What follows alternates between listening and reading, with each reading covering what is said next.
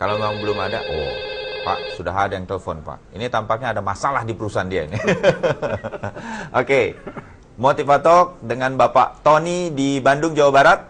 Selamat malam Kang Bayu. Ya. Selamat malam Mas Tony. Selamat malam Kang Hadi. Selamat Ya. malam Kang Tony. Silakan Kang. Mangga, Langsung. Mas. Dari Bandung. Mangga Mas.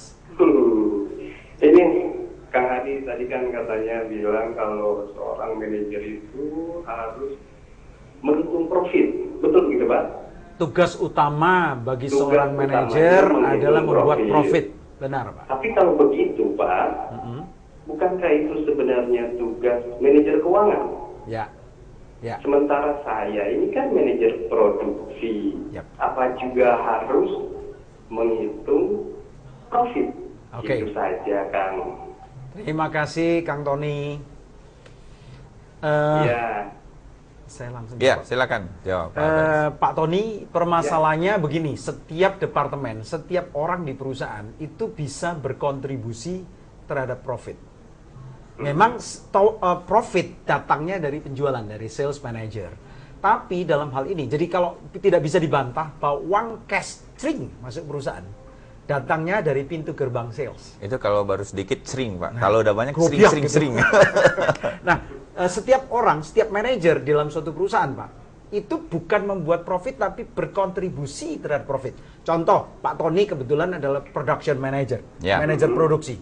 Kalau andai kata Anda karena sesuatu dan yang lain hal, apakah sistemnya dirubah, efisiensinya dirubah di pabrik itu sehingga membuat produk yang Anda hasilkan itu berkurang 10%, katakanlah. Katakan, karena Pak Tony sangat inovatif, inovasinya, mesinnya bagaimana dibuat sedemikian, akhirnya berkurang biayanya itu 10%. Dengan penjualan harga sama, Anda sudah meningkatkan keuntungan 10%. Sudah berkontribusi terhadap Keuntungan sering-sering tadi, betul. sering-sering. Tapi Profit. andai kata Pak Tony karena sesuatu dan lain hal terjadi di pabrik, akhirnya produk yang dikeluarkan itu biaya cost-nya, cost of money-nya, oh bukan cost of money, Cost cost of of production. produksi. Nah, itu meningkat Pak Tony. Otomatis dengan penjualan yang sama itu berkurang profitnya.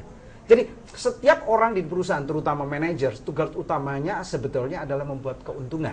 Apakah membuat keuntungan dari hasil penjualan kepada pelanggan, atau hasil produksi yang dihasilkan dari Pak Tony, atau hasil daripada orang sales dalam mengelola keuangan.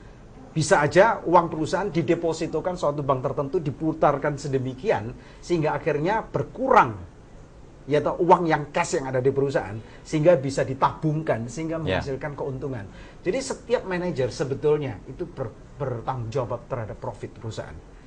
Memang profit khusus membuat profit dari penjualan itu adalah orang-orang sales. Ya. Tapi produksi pun, kalau orang sales tidak ada produksi Pak Tony, itu akan kewalahan.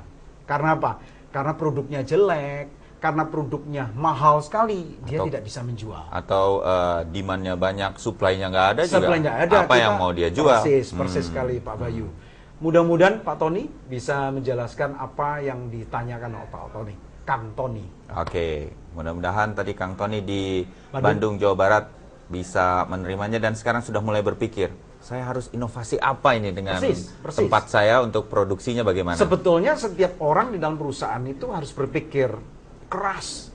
Bagaimana besok saya bisa memberikan sedikit lebih baik kontribusi terhadap perusahaan.